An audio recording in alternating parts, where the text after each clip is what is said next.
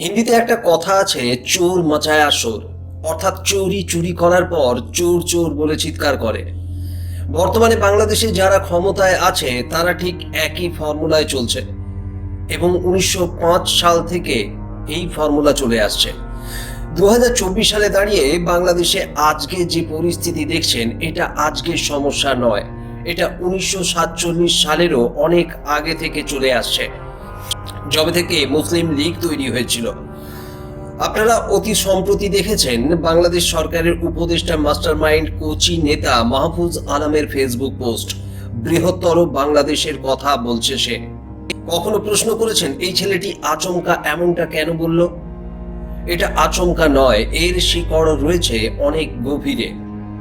এই একটি প্রশ্নের সঙ্গে যুক্ত রয়েছে শেখ মুজিবুর রহমানের মৃত্যু, বিএনপি বা বাংলাদেশ ন্যাশনালিস্ট পার্টির রাজনীতি, সর্বোপরি ইসলামী জঙ্গিবাদের আঁতুড়ঘর হয়ে ওঠার মূল কারণ।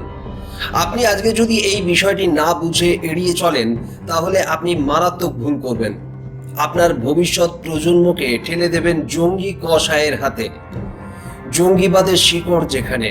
এখানে মৌলানা ভাসানী অনেক আগেই এই বিষয়টিকে উনি স্পষ্ট করেছেন এবং উনি বলতে পেরেছেন যে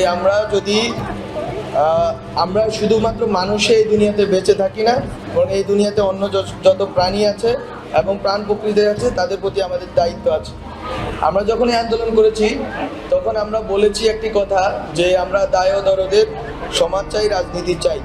তো ওখানে মৌলানা ভাসানীর এই যে পালনবাদ মানে হচ্ছে একজন রব, উনি আমাদের প্রতিপালক, উনি আমাদেরকে পালন করতেছেন। আমাদের দায়িত্ব হচ্ছে রবের খলিফা হিসাবে আমাদেরকেও পালন করা। মৌলানা ভাসানী পশ্চিমবঙ্গের বর্তমান প্রজন্মের সাধারণ হিন্দুদের কাছে এই নামটা খুব একটা পরিচিত নয়, কিন্তু বাংলাদেশিদের কাছে এবং পশ্চিমবঙ্গের মুসলিমদের কাছে অত্যন্ত সুপরিচিত নাম। ভারতে 1919 সাল থেকে 1924 সাল পর্যন্ত একটা অদ্ভুত আন্দোলন হয়েছিল, সেটি হলো খিলাফত আন্দোলন। সেই আন্দোলন মোটেই স্বাধীনতার লড়াই ছিল না, বরং দেশে খিলাফত শাসন কায়েম করার একটি লড়াই ছিল। সেই আন্দোলনের অন্যতম নেতা ছিলেন মৌলানা ভাসানী। তিনিও স্বপ্ন দেখেছিলেন এবং লড়াই চালিয়েছিলেন দেশ থেকে ব্রিটিশদের তাড়িয়ে মুসলিম খিলাফত শাসন চালু করার, গণতান্ত্রিক শাসন ব্যবস্থা নয়। আন্তর্জাতিক নিষিদ্ধ জঙ্গি সংগঠন হিজবুত তাহরির সেই স্বপ্ন এখনো দেখে এবং বাংলাদেশে তারা এই শাসন ব্যবস্থা কায়েম করার চেষ্টা চালাচ্ছে। ভারতে খিলাফত আন্দোলন শুরু হলেও সেই সময় সেভাবে দানা বাঁধেনি, কারণ ব্রিটিশদের চাপেই খিলাফতের সেই নেতারা রং বদলে অন্য নানা দলে ঢুকে পড়ে। কিছু যায় মুসলিম লীগে, কিছু কংগ্রেসে, কিছু নেতা নতুন দল করে, আর মৌলানা ভাসানী হয়ে ওঠেন বামপন্থী। তিনি 5 ওয়াক্ত নামাজ পড়তেন, আবার কমিউনিস্ট ভাবধারা নিয়ে রাজনীতিও করতেন। যাই হোক, 1947 সালে দেশ ভাগের পর তিনি পাকিস্তান আওয়ামী মুসলিম লীগ তৈরি করেন। পরে সুরাবর্দির সঙ্গে মনোমালিন্য হওয়ার পর ন্যাশনাল আওয়ামী পার্টি তৈরি করেন। এই সময় থেকে তিনি শেখ মুজিবুর রহমানকে নিজের সন্তানের মতো ভালোবাসতেন। কিন্তু 1971 সালে বাংলাদেশ তৈরি হওয়ার পর থেকেই মুজিবের সঙ্গে দূরত্ব বাড়তে থাকে। এই দূরত্ব বাড়ার কারণ কি ছিল? 1971 সালে মুক্তিযুদ্ধের পক্ষে ছিলেন ভাসানী এবং শেখ মুজিবুর রহমান, কিন্তু বাংলাদেশ জন্ম নেওয়ার পরে কি এমন হলো যে মুজিবের সঙ্গে দূরত্ব তৈরি হলো ভাসানীর? এর উত্তর হলো 1947 সালে ভারত ভাগ হওয়ার পর থেকে ভাসানী, সুরাবর্দী, ফজলুল হকের মতো নেতারা মনে করত মোহাম্মদ আলী জিন্নাহ, নেহেরু আর হিন্দু নেতাদের চক্রান্তের জেরেই আসাম এবং পুরো বাংলা পাকিস্তানের অন্তর্ভুক্ত হয়নি। সেই রাগটা ছিলই। 1971 সালের বাংলাদেশ জন্ম নেওয়ার পর শেখ মুজিবকে বৃহত্তর বাংলাদেশ গড়ার চাপ দিতে থাকে ভাসানী। কিন্তু মুজিব মনে করেছিল ভাসানীর এই কর্মকাণ্ড করা মানে ভারতের সঙ্গে গদ্দারি করা। এখান থেকেই আসল দূরত্ব শুরু হয়। এসবের প্রমাণ মেলে হক কথা নামে একটি সাপ্তাহিক পত্রিকায়।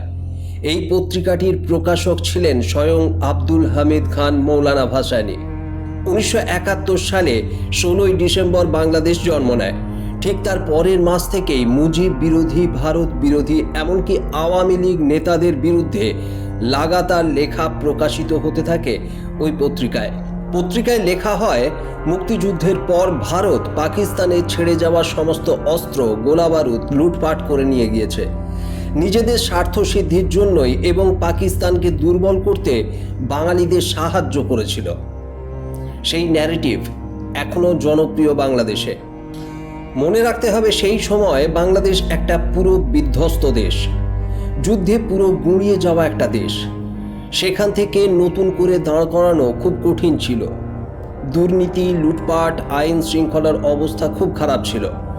সেই সময় থেকে ভাসানী মুজিবকে এই পত্রিকার মাধ্যমে চাপ দিতে থাকে ইসলামী সমাজতান্ত্রিক দেশ গড়ার। অবশেষে নিরুপায় হয়ে মুজিবুর রহমান একদলীয় শাসন ব্যবস্থা বাকশাল গঠন করেন, বলা ভালো ভাসানীর চাপেই। আর মুজিবের এই সিদ্ধান্ত নিজের মৃত্যু পরোয়ানাকে আমন্ত্রণ জানায়। অর্থাৎ এখন বাংলাদেশে যাদের দেখেন মুজিবকে ঘৃণা করতে, বাকশাল তৈরির জন্য তার বিরুদ্ধে ক্ষোভ প্রকাশ করতে, ফ্যাসিস্ট স্বৈরাচার বলে গালাগাল করতে, তারা কিন্তু মৌলানা ভাসানীর বিরুদ্ধে একটি কথাও বলেন না। মজার বিষয়, তাদের কাছে আদর্শ কিন্তু মৌলানা ভাসানী। আরও ইতিহাস আছে, যারা মুজিবুরকে হত্যার ষড়যন্ত্র করেছিল, তার বিরুদ্ধে যে সেনারা অভ্যুত্থান করেছিল, মৌলানা ভাসানী মুজিবের মৃত্যুর পর তাদের গলায় জড়িয়ে ধরেছিলেন। আরও ইন্টারেস্টিং বিষয় হলো, যখন মুক্তিযুদ্ধ চলছে সেই সময় ভারতে ছিলেন ভাসানী। বাংলাদেশ জন্ম নেওয়ার পর ভাসানী ইন্দিরা গান্ধীকে ধন্যবাদ দিয়ে চিঠি লিখেছিলেন এবং প্রতিশ্রুতি দিয়েছিলেন বাংলাদেশ ভারতের কনফেডারেশন হয়ে থাকতে চায় এবং তাকে অসমের ধুবড়িতে থাকার ব্যবস্থা করে দেওয়া হোক। ইন্দিরা গান্ধী আসল অভিসন্ধি বুঝে সেই আবদার মেনে নেননি। ইন্দিরা জানতেন ভাসানী অসমে থাকতে চান, কারণ সেখানে থেকে বৃহত্তর বাংলাদেশের স্বপ্ন সার্থক করতে পারেন। সেই স্বপ্ন যখন পূরণ হয়নি, তখনই মুজিব ও ভারত বিরোধী হয়ে ওঠেন ভাসানী। অর্থাৎ তথাকথিত মাস্টার মাইন্ড মাহফুজ আলম ও তাদের সহযোদ্ধাদের ন্যারেটিভ কোথা থেকে আসছে বুঝতেই পারছেন। এরা যখন বলে বন্ধুত্ব হবে সম্মানের ও সমতার, তখন বুঝতে হবে এটা গিরগিটির রং বদলানোর কৌশল। এদের অভিধানে একটাই শব্দ আছে, ভারত হচ্ছে শত্রু রাষ্ট্র। 100 বছরের পুরনো এই ন্যারেটিভের কি অন্য কোনো শিকড় রয়েছে? আছে, সেটিও তুলে ধরা হবে আগামী কোনো একটি পর্বে।